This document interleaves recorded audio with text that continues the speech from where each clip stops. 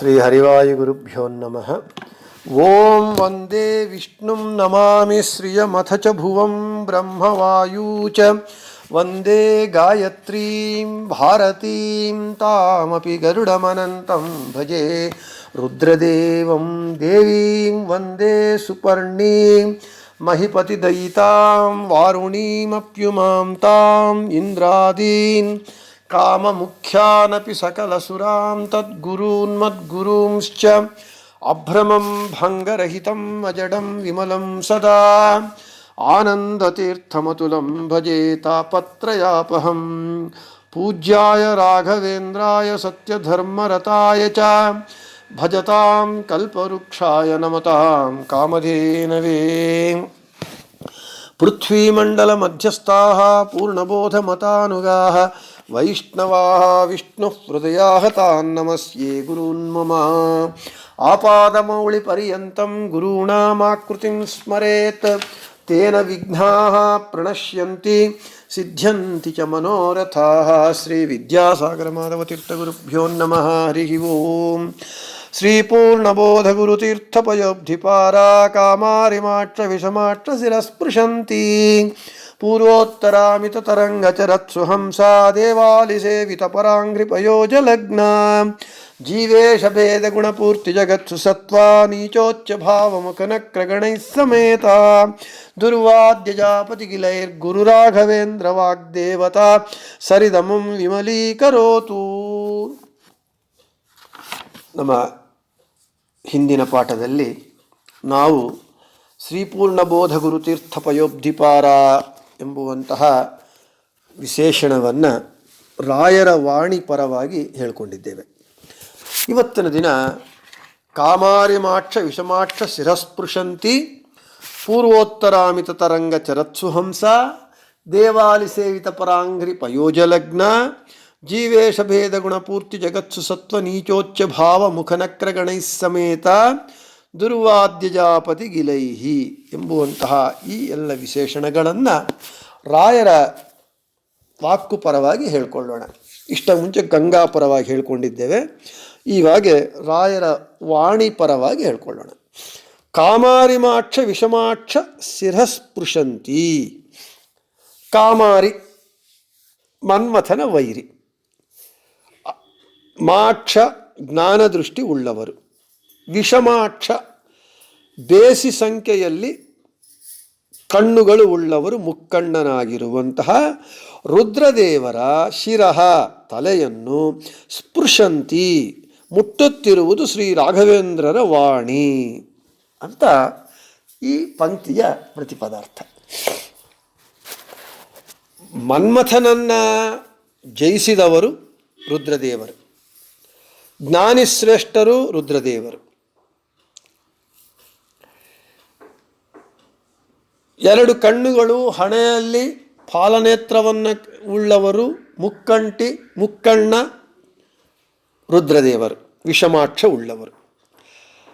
ಇಂತಹ ಮನೋನಿಯಾಮಕ ಅಧಿಪತಿಯಾದ ರುದ್ರದೇವರ ಶಿರಸ್ಸನ್ನು ಸ್ಪೃಶಿಸುವಂತಹದ್ದು ರಾಘವೇಂದ್ರರ ವಾಣಿ, ಅವರ ಶಿರಸ್ಸನ್ನು ಮುಟ್ಟುವಂತಹದ್ದು ಅಂತ ಅರ್ಥ.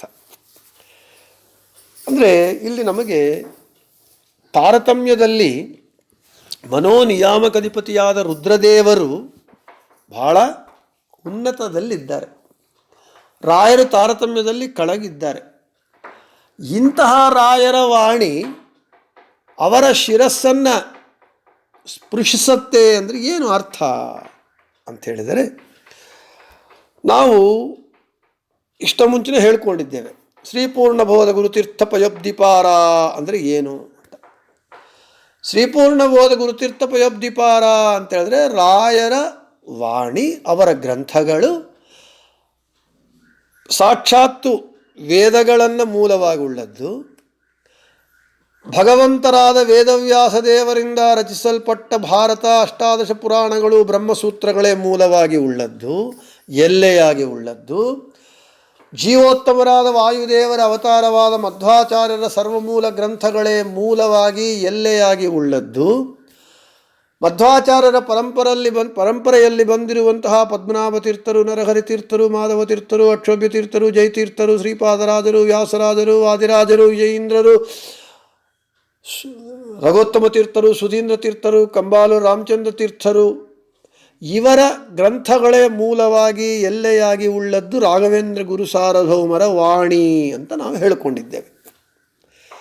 ಹಾಗಿರುವಾಗ ರಾಯರ ವಾಣಿ ಗ್ರಂಥಗಳು ಸರ್ವೋತ್ತಮನಾದ ಭಗವಂತನನ್ನ, ಜೀವೋತ್ತಮರಾದ ವಾಯುದೇವರ ಗ್ರಂಥಗಳೇ ಮೂಲವಾಗಿ ಎಲ್ಲೆಯಾಗಿ ಇರುವ ಕಾರಣ ಅವರಿಗೆ ರಾಘವೇಂದ್ರ ಅವರ ಗ್ರಂಥಗಳು ಸಮ್ಮತವಾಗಿರುವ ಕಾರಣ ರುದ್ರದೇವರಿಗೂ ಸಮ್ಮತ. ರುದ್ರದೇವರು ರಾಯರ ವಾಣಿಯನ್ನು ಕೇಳಿ ತಲೆ ತೂಗಿ ಹೊಗಳುತ್ತಿದ್ದಾರಂತೆ. ಯಾಕೆ? ರಾಯರ ವಾಣಿಯನ್ನು, ರಾಯರ ಗ್ರಂಥಗಳನ್ನು ಸರ್ವೋತ್ತಮನಾದ ಭಗವಂತ, ಜೀವೋತ್ತಮರಾದ ವಾಯುದೇವರು, ವಾಯುದೇವರ ಪತ್ನಿಯಾದ ಭಾರತೀದೇವಿಯವರೇ ಮೆಚ್ಚಿದಾಗ ಮನೋನಿಯಾಮಕ ಅಧಿಪತಿಯಾದಂತಹ ರುದ್ರದೇವರು ರಾಯರ ವಾಣಿಗೆ ತಲೆ ತೂಗಿ ಹೊಗಳುವುದು ಏನು ಆಶ್ಚರ್ಯವಿದೆ. ಅದಕ್ಕೆ ಕಾಮಾರಿಮಾಕ್ಷ ವಿಷಮಾಕ್ಷ ಶಿರಸ್ಪೃಶಂತಿ ಅಂತ ಹೇಳ್ತಾ ಇದ್ದಾರೆ. ಇಂದು ನಾವು ಹೇಳಿಕೊಂಡಂತೆ ಶ್ರೀ ರಾಘವೇಂದ್ರ ರತ್ನಾನಾಂ ರಸನಾರಂಗ ನರ್ತಕಿ ಅಂತ ಹೇಳಿದ್ದೇವೆ. ಅಂದರೆ ರಾಯರ ನಾಲಿಗೆ ಎಂಬುವ ಮಂಚದ ಮೇಲೆ, ವೇದಿಕೆಯ ಮೇಲೆ ಸರಸ್ವತೀ ದೇವಿ ನರ್ತಿಸುತ್ತಾಳೆ ಅಂತೇಳಿ. ಅಂದರೆ ವಾಗ್ದೇವಿಯಾದಂತಹ ವಿದ್ಯಾದೇವಿಯಾದ ಸರಸ್ವತಿ ಭಾರತೀಯರೇ ರಾಯರ ಮೇಲೆ ಅಷ್ಟು ವಿಶೇಷವಾದ ಅನುಗ್ರಹವನ್ನು ಮಾಡಿದ್ದಾರೆ. ಅದರಿಂದಾಗಿ ರಾಯರ ವಾಣಿ ಎಲ್ಲರಿಗೂ ಮಾನ್ಯವಾಗಿದೆ. ಎಲ್ಲರೂ ರಾಯರ ವಾಣಿಗೆ ತಲೆ ತೂಗುತ್ತಾರೆ. ಆದ ಕಾರಣವೇ ರುದ್ರದೇವರು ಕೂಡ ರಾಯರ ವಾಣಿಗೆ ತಲೆ ತೂಗುವಂಥವರು. ಅದಕ್ಕೆ ಹೇಳ್ತಾರೆ ಕಾಮಾರಿಮಾಕ್ಷ ವಿಷಮಾಕ್ಷ ಶಿರಸ್ಪೃಶಂತಿ. ಮನ್ಮಥನ ವೈರಿಯಾದವರು, ಜ್ಞಾನದೃಷ್ಟಿ ಉಳ್ಳವರು, 3 ಕಣ್ಣುಗಳು ಉಳ್ಳ ವಿಷಮಾಕ್ಷವುಳ್ಳ ಮುಕ್ಕಣ್ಣನಾದವರು, ಮನೋನಿಯಾಮಕ ಅಧಿಪತಿಯಾದ ರುದ್ರದೇವರೇ ರಾಯರ ಗ್ರಂಥಗಳಿಗೆ ವಾಣಿಗೆನ್ನ ಕೇಳಿ ತಲೆ ತೂಗುತ್ತಾರೆ ಅಂತ ಈ ಪಂಕ್ತಿಯ ಅರ್ಥ. ಇನ್ನು ಪೂರ್ವೋತ್ತರಾಮಿತ ತರಂಗ ಚರತ್ಸು ಹಂಸ. ಪೂರ್ವಪಕ್ಷ ಮತ್ತು ಉತ್ತರ ಪಕ್ಷ. ಉತ್ತರ ಪಕ್ಷ ಅಂದರೆ ಸಿದ್ಧಾಂತ ಅಥವಾ ಪೂರ್ವಮೀಮಾಂಸಾ ಶಾಸ್ತ್ರ ಮತ್ತು ಬ್ರಹ್ಮಮೀಮಾಂಸಾ ಶಾಸ್ತ್ರ. ಪೂರ್ವಪಕ್ಷ ಅಂದರೆ ಪೂರ್ವಮೀಮಾಂಸಾ ಶಾಸ್ತ್ರ, ಉತ್ತರ ಪಕ್ಷ ಅಂದರೆ ಬ್ರಹ್ಮಮೀಮಾಂಸಾ ಶಾಸ್ತ್ರ. ಅಮಿತ ತರಂಗ, ತುಂಬ ಚೆನ್ನಾಗಿ ತಿಳಿದಿರುವ ಶ್ರೀ ಗುರುರಾಘವೇಂದ್ರರನ್ನು ಮತ್ತು ಇತರ ಜ್ಞಾನಿಗಳನ್ನು ಚರತ್ ಸೇವಿಸುತ್ತಿರುವಂತಹ ಸುಹಂಸ ಶ್ರೇಷ್ಠರಾದ ಪರಮಹಂಸರಿಂದ ಯುಕ್ತವಾದದ್ದು ಶ್ರೀ ಗುರು ರಾಘವೇಂದ್ರ ತೀರ್ಥರ ವಾಣಿ. ನಮಗೆ ಈ ಪಂಕ್ತಿಯ ಪ್ರತಿಪದಾರ್ಥ ಪೂರ್ವೋತ್ತರಾಮಿತ ತರಂಗ ಚರತ್ಸು ಹಂಸ ಅಂತ. ಇನ್ನು ಏನು ಅರ್ಥ ಏನಾಗಬೇಕು? ಅರ್ಥ ಏನು? ಪ್ರತಿಪದಾರ್ಥ ಹೇಳಿದಾಗ ಸ್ವಲ್ಪ ನಮಗೆ ಗೊಂದಲವಾಗಿರುತ್ತೆ. ತಾತ್ಪರ್ಯ, ಅದರ ವಿಶೇಷ ವಿವರಣೆ ತಿಳ್ಕೊಂಡಾಗ ಆ ಪಂಕ್ತಿ ಚೆನ್ನಾಗಿ ನಮಗೆ ಅರ್ಥ ಆಗುತ್ತೆ. ಪೂರ್ವ ಪಕ್ಷ ಉತ್ತರ ಪಕ್ಷ ಅಂದರೆ ಏನು ಅರ್ಥ ಅಂದರೆ, ಸಿದ್ಧಾಂತವನ್ನು ಹೇಳುವಾಗ ಪ್ರತಿವಾದಿಗಳು ಹೇಳಿರುವಂಥದ್ದನ್ನು ಮಂಡಿಸೋದು ಪೂರ್ವ ಪಕ್ಷ.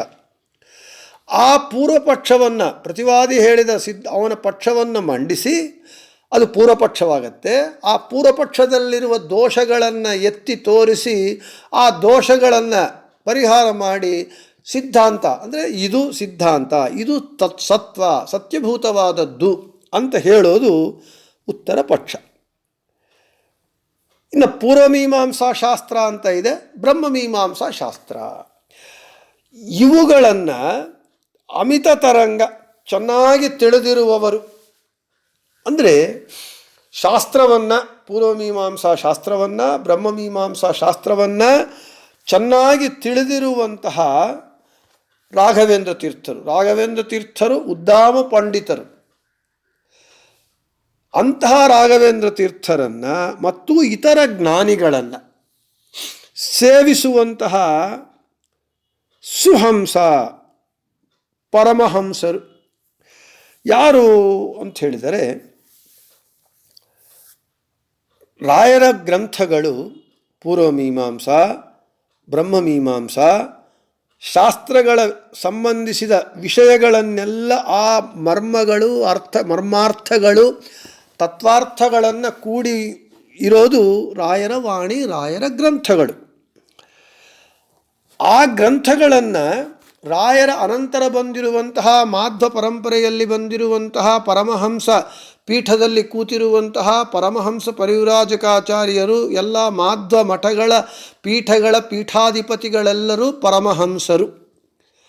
ಇವರೆಲ್ಲರೂ ಕೂಡ ಪೂರ್ವಮೀಮಾಂಸಾ, ಉತ್ತರಮೀಮಾಂಸಾ, ಪೂರ್ವಮೀಮಾಂಸಾ ಶಾಸ್ತ್ರ, ಬ್ರಹ್ಮಮೀಮಾಂಸಾ ಶಾಸ್ತ್ರದ ಅರ್ಥಗಳನ್ನು ತಿಳಿಯಬೇಕು ಅಂತ ಹೇಳಿದರೆ ರಾಯರ ಗ್ರಂಥಗಳನ್ನು ಓದ್ತಾರೆ. ಈ ಜ್ಞಾನಿಗಳೆಲ್ಲರೂ ರಾಯರ ಗ್ರಂಥಗಳನ್ನು ಸೇವಿಸುತ್ತಾರೆ, ರಾಯರನ್ನು ಸೇವಿಸುತ್ತಾರೆ. ರಾಯರ ಗ್ರಂಥಗಳನ್ನು ಅಂದರೆ ರಾಯರನ್ನು ಸೇವಿಸುವುದು ಅಂತ ಹೇಳಿದ್ರೆ ರಾಯರು ಬರೆದಿರುವಂತಹ ಗ್ರಂಥಗಳನ್ನು ಚೆನ್ನಾಗಿ ಅಧ್ಯಯನ ಮಾಡ್ತಾರೆ. ಅಷ್ಟೇ ಅಲ್ಲದೆ ರಾಯರಂತೆ ಇರುವಂತಹ ಮಹಾ ಇತರ ಜ್ಞಾನಿಗಳ ಗ್ರಂಥಗಳನ್ನು ಓದಿ ಆ ಪೂರ್ವಮೀಮಾಂಸಾ, ಉತ್ತರಮೀಮಾಂಸಾ ಶಾಸ್ತ್ರಗಳಲ್ಲಿ ಇರುವ ವಿಷಯ ಮರ್ಮಗಳನ್ನು, ಅರ್ಥಗಳನ್ನು, ತತ್ವಾರ್ಥಗಳನ್ನು ರಾಘವೇಂದ್ರ ತೀರ್ಥರನ್ನು ಇತರ ಜ್ಞಾನಿಗಳನ್ನು ಸೇವಿಸಿ ಈ ಪರಮಹಂಸ ಪರಿವ್ರಾಜಕಾಚಾರ್ಯರಾದ ಪರಮಹಂಸ ಪೀಠದಲ್ಲಿ ಕೂತಿರುವಂತಹ ಪರಮಹಂಸ ಸನ್ಯಾಸಿಗಳು, ಈ ಪೀಠಾಧಿಪತಿಗಳೆಲ್ಲರೂ ಓದಿ ರಾಘವೇಂದ್ರ ತೀರ್ಥರ ಗ್ರಂಥಗಳನ್ನು ಜ್ಞಾನಿಗಳಿಂದ ಉಪದೇಶವನ್ನು ಹೊಂದಿ ಅವುಗಳಲ್ಲಿ ತಿಳಿಸಿರುವ ಮರ್ಮವನ್ನು ಚೆನ್ನಾಗಿ ತಿಳಿತಾರಂತೆ. ಈ ರೀತಿಯಾಗಿ ಪರಮಹಂಸ ಪೀಠದಲ್ಲಿ ಬಂದಿರುವಂತಹ ಈ ಪರಮಹಂಸ ಪೀಠಾಧಿಪತಿಗಳು, ಸನ್ಯಾಸಿಗಳೆಲ್ಲರೂ ಕೂಡ ರಾಘವೇಂದ್ರ ತೀರ್ಥರ ಗ್ರಂಥಗಳನ್ನು ಸೇವಿಸುತ್ತಾರೆ, ಗ್ರಂಥಗಳನ್ನು ಆಶ್ರಯಿಸುತ್ತಾರೆ, ಆ ಗ್ರಂಥಗಳನ್ನು ಓದುತ್ತಾರೆ. ಗ್ರಂಥಗಳನ್ನು ಓದಿ ಅದರಲ್ಲಿರುವ ತತ್ವಾರ್ಥಗಳನ್ನು ತಿಳಿಯುತ್ತಾರೆ. ಪೂರ್ವೋತ್ತರಾಮಿತ ತರಂಗ ಚರತ್ಸುಹಂಸ ಅಂತ ಹೇಳಿದರೆ ಇಷ್ಟು ಅರ್ಥವಿದೆ. ಅಂದರೆ ರಾಯರ ವಾಣಿ ಎಂಥದ್ದು, ರಾಯರ ಗ್ರಂಥಗಳು ಎಂಥದ್ದು ಅಂತ ಹೇಳಿದರೆ ಆಚಾರ್ಯರ ಸಿದ್ಧಾಂತವನ್ನು ಚೆನ್ನಾಗಿ ಮಂಡಿಸಿ ಪೂರ್ವಪಕ್ಷಗಳನ್ನು ವಿಮರ್ಶೆ ಮಾಡಿ ಅವುಗಳಲ್ಲಿರುವ ದೋಷಗಳನ್ನು ಎತ್ತಿ ಹಿಡಿದು ಮಧ್ವ ಸಿದ್ಧಾಂತವನ್ನು, ಉತ್ತರ ಪಕ್ಷವನ್ನು ಪ್ರತಿಪಾದನೆ ಮಾಡುತ್ತೆ. ಅನೇಕ ಯುಕ್ತಿಗಳಿಂದ ತತ್ವಾರ್ಥಗಳನ್ನು ತಿಳಿಸಿಕೊಡುತ್ತೆ. ಆದ ಕಾರಣ ರಾಯರ ಅನಂತರ ಬಂದಿರುವಂತಹ ಪರಮಹಂಸ ಪೀಠದಲ್ಲಿ ಕೂತಿರುವಂತಹ ಪರಮಹಂಸ ಪರಿವ್ರಾಜಕಾಚಾರ್ಯರೆಲ್ಲರೂ ಕೂಡ ರಾಯರ ಗ್ರಂಥಗಳಲ್ಲಿ ಸಂಚರಿಸುತ್ತಾರೆ, ರಾಯರ ಗ್ರಂಥಗಳನ್ನು ಸೇವಿಸುತ್ತಾರೆ. ಪೂರ್ವೋತ್ತರಾಮಿತ ತರಂಗ ಚರತ್ಸುಹಂಸ ಎಂಬುದಕ್ಕೆ ಇಷ್ಟು ಅರ್ಥ ನಮಗೆ ತುಂಬಿದೆ. ಇನ್ನು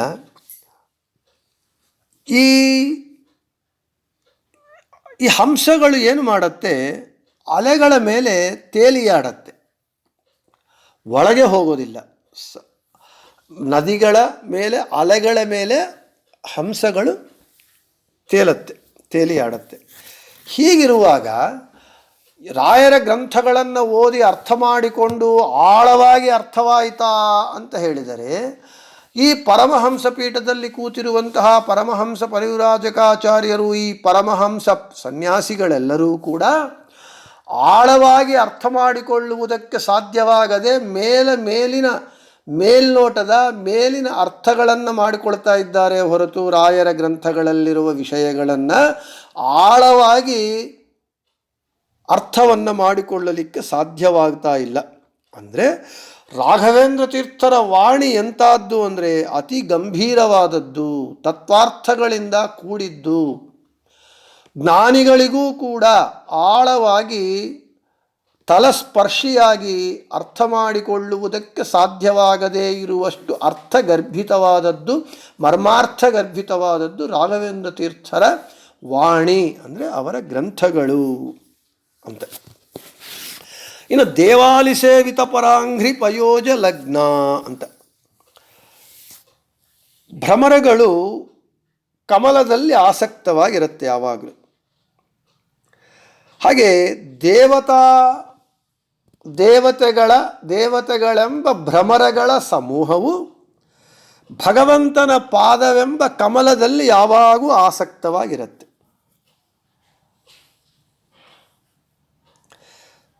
ಭ್ರಮರಗಳು ಕಮಲದಲ್ಲಿ ಆಸಕ್ತವಾಗಿ ಅದರಲ್ಲಿರುವ ಮಧುವನ್ನು ಆಸ್ವಾದನೆ ಮಾಡ್ತಾ ಇರುತ್ತೆ. ಹಾಗೆ ದೇವತೆಗಳೆಂಬ ಭ್ರಮರಗಳ ಗಣ ಸಮೂಹವು ಭಗವಂತನೆಂಬ ಪಾದ ಕಮಲಗಳಲ್ಲಿ ಆಸಕ್ತರಾಗಿ ಆ ಭಗವಂತನಲ್ಲಿ ಭಕ್ತಿಯಿಂದ ತುಂಬಿಕೊಂಡಿರುತ್ತೆ. ಭಗವಂತನ ಪಾದಗಳಲ್ಲೇ ಆಸಕ್ತವಾಗಿರುತ್ತೆ. ಇಂತಹ ಭಗವಂತನ ಪಾದದಲ್ಲಿಯೇ ಯಾವಾಗಲೂ ಗುರು ರಾಘವೇಂದ್ರರ ವಾಣಿ ಆಸಕ್ತವಾಗಿರುತ್ತೆ.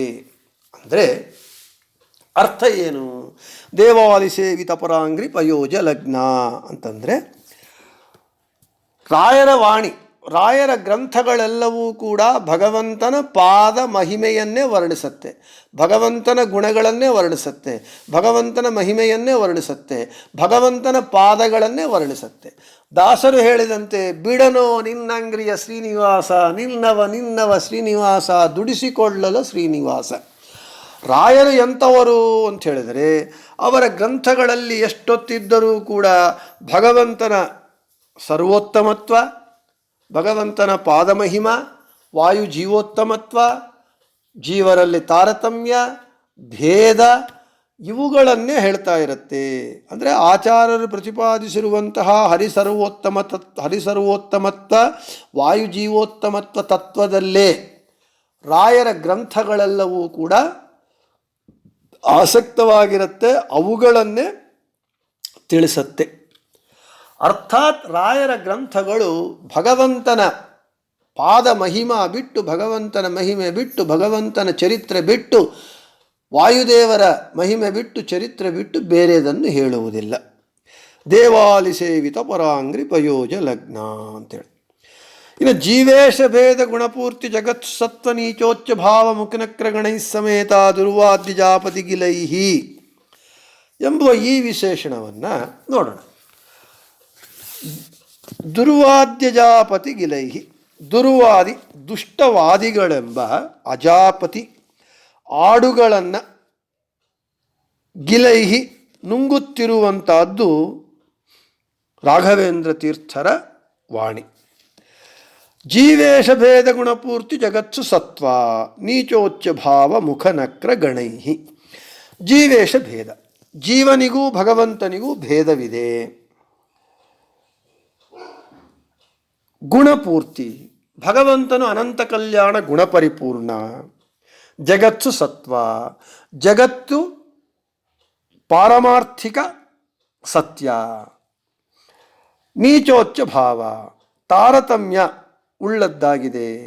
ಮುಖ ಮೊದಲಾದ ವಿಷಯಗಳನ್ನು ಸಮರ್ಥಿಸುವಂತಹ ನಕ್ರ ಅಂದರೆ ಮೊಸಳೆಯಂತೆ ಅತಿ ಭಯಂಕರವಾಗಿರುವಂತಹ ಯುಕ್ತಿಗಳ ಗಣೈಹಿ ಸಮೂಹದಿಂದ ಸಮೇತ ಕೂಡಿಕೊಂಡಿರುವುದು, ಯುಕ್ತವಾಗಿರುವುದು ಶ್ರೀ ರಾಘವೇಂದ್ರ ತೀರ್ಥರ ವಾಣಿ ಅಂತ ಈ ಪಂಕ್ತಿಗಳ ಪ್ರತಿಪದಾರ್ಥ. ತಾತ್ಪರ್ಯ ವಿಶೇಷ ವಿವರಣೆ ನೋಡೋಣ.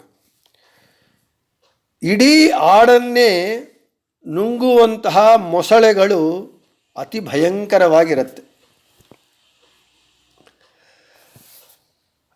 ಇಲ್ಲಿ ದುರ್ವಾದಿಗಳೆಂಬ ಆಡುಗಳನ್ನು ನುಂಗುವಂತಹ ಯುಕ್ತಿಗಳೆಂಬ ಮೊಸಳೆಗಳನ್ನು ಉಳ್ಳದ್ದು ರಾಘವೇಂದ್ರ ತೀರ್ಥರ ವಾಣಿ. ಅದೇ ಪ್ರತಿವಾದಿಗಳ ಪ್ರತಿವಾದಿಗಳ ದುಷ್ಟವಾದಿಗಳೆಂಬ ಆಡುಗಳು ಅಂದರೆ ಅವರು ಹಾಕುವಂತಹ ಯುಕ್ತಿಗಳನ್ನು, ಅವುಗಳನ್ನು ಸಮೂಲವಾಗಿ ನಾಶ ಮಾಡುವಂತಹ ಯುಕ್ತಿಗಳನ್ನು ಪ್ರಯೋಗ ಮಾಡುತ್ತಾರೆ ರಾಘವೇಂದ್ರ ತೀರ್ಥರು ಅವರ ಗ್ರಂಥಗಳಲ್ಲಿ.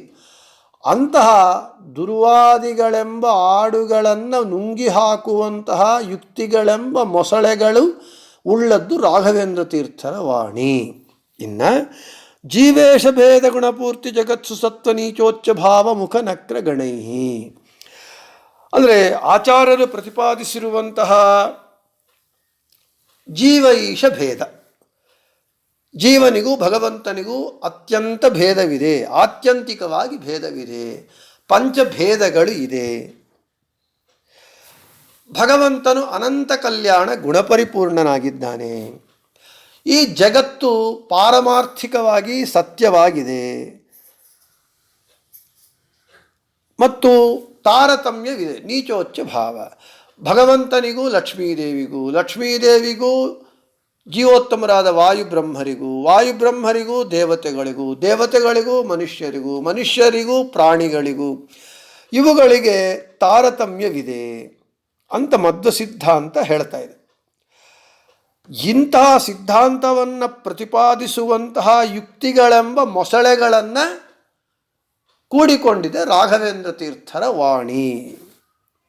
ಅಂದರೆ ರಾಯರ ಗ್ರಂಥಗಳು ಎಂಥದ್ದು ಅಂತ ಹೇಳಿದರೆ, ಪ್ರತಿವಾದಿಗಳ ಯುಕ್ತಿಗಳನ್ನು ನುಂಗಿ ಹಾಕಿ ಸಮೂಲವಾಗಿ ನಾಶ ಮಾಡುವಂತಹ ಯುಕ್ತಿಗಳಿಂದ ಕೂಡಿಕೊಂಡಿದ್ದು ರಾಘವೇಂದ್ರ ತೀರ್ಥರ ಗ್ರಂಥಗಳು. ಮಧ್ವ ಸಿದ್ಧಾಂತ ಹೇಳುವಂತಹ ಜೀವ ಈಶ ಭೇದ, ಜಗತ್ತು ಸತ್ಯ, ತಾರತಮ್ಯವಿದೆ, ಭಗವಂತ ಅನಂತ ಕಲ್ಯಾಣ ಗುಣಪರಿಪೂರ್ಣ, ದೋಷದೂರ ಎಂಬುವಂತಹ ಈ ಪ್ರಮೇಯಗಳನ್ನು ಚೆನ್ನಾಗಿ ಪ್ರತಿಪಾದನೆ ಮಾಡುವಂತಹ ಅತ್ಯಂತ ಸಮರ್ಥವಾದ ಬಲಿಷ್ಠವಾದ ಯುಕ್ತಿಗಳನ್ನು ಕೂಡಿಕೊಂಡಿದೆ.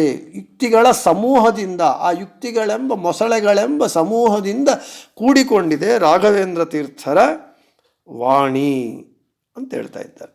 ಅಂದರೆ ಅರ್ಥಾತ್ ರಾಯರ ಗ್ರಂಥಗಳು, ರಾಯರ ವಾಣಿ, ಮಧ್ವಾಚಾರ್ಯರಿಂದ ಪ್ರತಿಪಾದಿತವಾದ ಹರಿಸರ್ವೋತ್ತಮತ್ವ, ವಾಯುಜೀವೋತ್ತಮತ್ವ ತತ್ವ, ಭೇದ ತತ್ವ, ತಾರತಮ್ಯ ತತ್ವಗಳಿಂದ ಕೂಡಿಕೊಂಡಿರುವಂಥದ್ದು ರಾಘವೇಂದ್ರ ತೀರ್ಥರ ವಾಣಿ.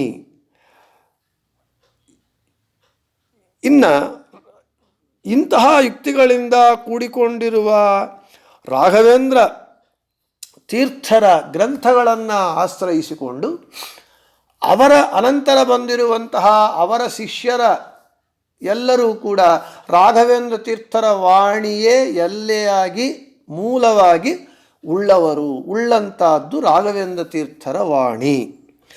ಇಂತಹ ರಾಘವೇಂದ್ರ ತೀರ್ಥರ ವಾಣಿ ಗುರು ರಾಘವೇಂದ್ರ ವಾಗ್ದೇವತಾ ಸರಿದಮುಂ ವಿಮಲೀಕರೋತು. ಇಂತಹ ರಾಯರ ವಾಣಿ ನಮ್ಮನ್ನು ಪವಿತ್ರರನ್ನಾಗಿ ಮಾಡಲಿ ಗಂಗೆಯಂತೆ.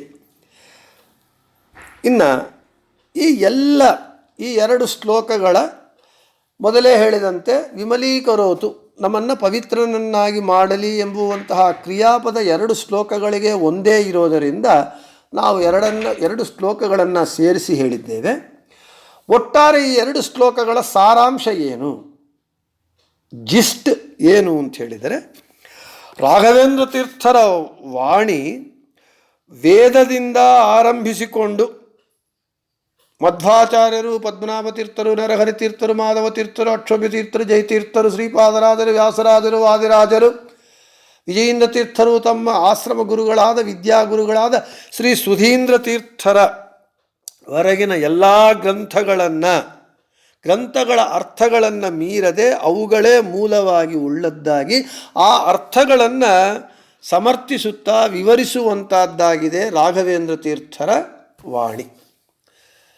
ಅಷ್ಟೇ ಅಲ್ಲದೆ ರಾಘವೇಂದ್ರ ತೀರ್ಥರ ವಾಣಿ ತಮ್ಮ ಶಿಷ್ಯ ಪರಂಪರೆಯಲ್ಲಿ ಬರುವಂತಹ ಶಿಷ್ಯರು ಬರೆಯುವಂತಹ ಎಲ್ಲ ಗ್ರಂಥಗಳಿಗೂ ಆಧಾರಭೂತವಾಗಿದೆ, ಎಲ್ಲೆಯಾಗಿದೆ, ಮೂಲವಾಗಿದೆ ರಾಘವೇಂದ್ರ ತೀರ್ಥರ ವಾಣಿ. ಮನೋನಿಯಾಮಕ ಅಧಿಪತಿಯಾದ ರುದ್ರದೇವರೇ ಮೊದಲಾದ ದೇವತೆಗಳಿಂದ ಮಾನ್ಯವಾಗಿದೆ ರಾಯರ ವಾಣಿ. ಯಾಕೆ ಅಂದರೆ, ಮೊದಲೇ ನಾವು ಹೇಳಿದಂತೆ ರಾಯರ ವಾಣಿ ಸರ್ವೋತ್ತಮನಾದ ಭಗವಂತನ ಅವತಾರವಾದ ವೇದವ್ಯಾಸರ, ಮಧ್ವಾಚಾರ್ಯರ, ಅವರ ಸುಧೀಂದ್ರ ತೀರ್ಥರವರೆಗೂ ಇರುವಂತಹ ಅವರ ಗುರುಗಳ ಗ್ರಂಥಗಳೇ ಮೂಲವಾಗಿ, ಆಧಾರಭೂತವಾಗಿ, ಎಲ್ಲೆಯಾಗಿ ಇರುವುದರಿಂದ ರುದ್ರದೇವರೇ ಮೊದಲಾದಂತಹ ದೇವತೆಗಳಿಂದಲೂ ರಾಘವೇಂದ್ರ ತೀರ್ಥರ ವಾಣಿ ಮಾನ್ಯವಾಗಿದೆ. ಅಸಂಖ್ಯಾಕವಾದ ಪರಮಹಂಸರಿಂದ ಸೇವ್ಯವಾಗಿದೆ, ಅತಿ ಗಂಭೀರವಾಗಿದೆ. ರಾಯರ ಅನಂತರ ಬಂದಿರುವಂತಹ ಪರಮಹಂಸ ಪೀಠದಲ್ಲಿ ಬಂದಿರುವಂತಹ ಪರಮಹಂಸ ಪರಿವ್ರಾಜಕಾಚಾರ್ಯರೆಲ್ಲರಿಂದಲೂ ಕೂಡ ಸೇವಿಸಲ್ಪಡುವಂಥದ್ದಿದೆ, ಗ್ರಹಿಸಲ್ಪಡುವಂಥದ್ದಿದೆ. ರಾಯರ ವಾಣಿ ಎಲ್ಲರಿಗೂ ಮಾನ್ಯವಾಗಿದೆ. ಅಷ್ಟೇ ಅಲ್ಲದೆ ಎಲ್ಲರಿಗೂ ಆಳವಾಗಿ ಅರ್ಥವಾಗದೇ ಇರುವಷ್ಟು ಅರ್ಥಗರ್ಭಿತವಾಗಿದೆ ರಾಘವೇಂದ್ರ ತೀರ್ಥರ ವಾಣಿ. ಯಾವಾಗಲೂ ಶ್ರೀಮನ್ನಾರಾಯಣನ ಪಾದಗಳನ್ನೇ ವರ್ಣಿಸುತ್ತೆ, ಪಾದಗಳನ್ನೇ ಆಶ್ರಯಿಸಿರುತ್ತೆ ರಾಘವೇಂದ್ರ ತೀರ್ಥರ ವಾಣಿ. ಅತಿ ಪ್ರಬಲವಾದ ತರ್ಕಗಳಿಂದ, ಯುಕ್ತಿಗಳಿಂದ ದುರ್ವಾದಿಗಳನ್ನು ನಿಗ್ರಹಿಸುತ್ತೆ. ಅಷ್ಟೇ ಅಲ್ಲದೆ ಜೀವೇಶ ಭೇದ ಮೊದಲಾದಂತಹ ಮಧ್ವ ಸಿದ್ಧಾಂತದ ಪ್ರಮೇಯಗಳನ್ನೆಲ್ಲ ಚೆನ್ನಾಗಿ ಸಮರ್ಥಿಸಿ ಪ್ರತಿಪಾದನೆ ಮಾಡುತ್ತೆ ರಾಘವೇಂದ್ರ ತೀರ್ಥರ ವಾಣಿ. ಗಂಗೆಯಂತೆ ಪವಿತ್ರವಾಗಿದೆ, ಗಂಗೆಯಕ್ಕಿಂತ ಮಿಗಿಲಾಗಿ ಇದೆ. ಯಾಕೆ ಅಂತ ಹೇಳಿದ್ರೆ, ಗಂಗೆಯಲ್ಲಿ ನಾವು ಮಿಂದರೆ ಗಂಗೆ ನಮ್ಮನ್ನು ಪಾಪಗಳನ್ನು ಪರಿಹಾರ ಮಾಡಿ ಮನಸ್ಸು ಶುದ್ಧಿ ಮಾಡಿ, ಮನಸ್ಸು ಶುದ್ಧಿಯಾದ ನಂತರ ಭಗವಂತನ ಜ್ಞಾನ ಬಂದು, ಜ್ಞಾನದಿಂದ ಭಕ್ತಿ ಬಂದು, ಭಕ್ತಿಯಿಂದ ಭಗವಂತನ ಅನುಗ್ರಹವಾಗಿ ಮುಕ್ತಿ ಬರುತ್ತೆ ಪರಂಪರೆಯಾಗಿ. ಆದರೆ ರಾಘವೇಂದ್ರ ತೀರ್ಥರ ವಾಣಿ ಎಂಬ ಗಂಗೆಯಲ್ಲಿ ನಾವು ಮಿಂದರೆ ನೇರಾಗಿ ಭಗವಂತನ ಜ್ಞಾನ, ಜ್ಞಾನದಿಂದ ಭಕ್ತಿ, ಭಕ್ತಿಯಿಂದ ಭಗವಂತನ ಅನುಗ್ರಹ, ಭಗವಂತನ ಅನುಗ್ರಹದಿಂದ ಮುಕ್ತಿ ಬರುತ್ತೆ. ಆದ ಕಾರಣ ರಾಘವೇಂದ್ರ ತೀರ್ಥರ ವಾಣಿ ಎಂಬುವ ಗಂಗೆ ಪಾವನಿಯಾದ ಗಂಗೆಕಂತೆ ಮಿಗಿಲಾಗಿ ಇದೆ. ಇಂತಹ ರಾಘವೇಂದ್ರ ತೀರ್ಥರ ವಾಣಿ ಎಂಬ ಗಂಗೆಯನ್ನು ಯಾರು ಸೇವಿಸುತ್ತಾರೋ ಅವರ ಸಕಲ ದೋಷಗಳು ದೂರವಾಗಿ ಅವರಿಗೆ ಮುಕ್ತಿಯು ಸಿಗುತ್ತದೆ ಅಂತ ಶ್ರೀ ಪೂರ್ಣಬೋಧ ಗುರು ತೀರ್ಥಪಯೋಬ್ಧಿಪಾರ ಕಾಮಾರಿಮಾಟ್ಯ ವಿಷಮಾಟ್ಯ ಶಿರಸ್ಪೃಶಂತಿ ಪೂರ್ವೋತ್ತರಾಮಿತ ತರಂಗ ಚರತ್ಸುಹಂಸ ಜೀವೇಶ ಭೇದಗಣ ಪೂರ್ತಿ ದೇವಾಲಿ ಸೇವಿತ ಪರಾಂಗ್ರಿ ಪಯೋಜಲಗ್ನ ಜೀವೇಶ ಭೇದಗಣ ಪೂರ್ತಿ ಜಗತ್ಸು ಸತ್ವ ನೀಚೋಚ್ಯ ಭಾವ ಮುಖನಕ್ರಗಣೈ ಸಮೇತ ದುರ್ವಾದ್ಯ ಜಾಪತಿ ಗಿಲೈರ್ ಗುರು ರಾಘವೇಂದ್ರ ವಾಗ್ದೇವತಾ ಸರಿದಮು ವಿಮಲೀಕರೋತು ಎಂಬ ಈ ಶ್ಲೋಕ ನಮಗೆ ಎಲ್ಲವೂ ದೋಷಗಳೆಲ್ಲವೂ ದೂರವಾಗಿ ನಮಗೆ ಮುಕ್ತಿಯೂ ಸಿಗತ್ತೆ ಅಂತ ಈ ಎರಡು ಶ್ಲೋಕಗಳು ನಮಗೆ ಹೇಳ್ತಾ ಇದೆ. ರಾಘವೇಂದ್ರ ತೀರ್ಥರ ವಾಣಿ ನಮ್ಮ ಯಾರು ರಾಘವೇಂದ್ರ ತೀರ್ಥರ ವಾಣಿಯನ್ನು ಸೇವಿಸುತ್ತಾರೆ ಅಂದರೆ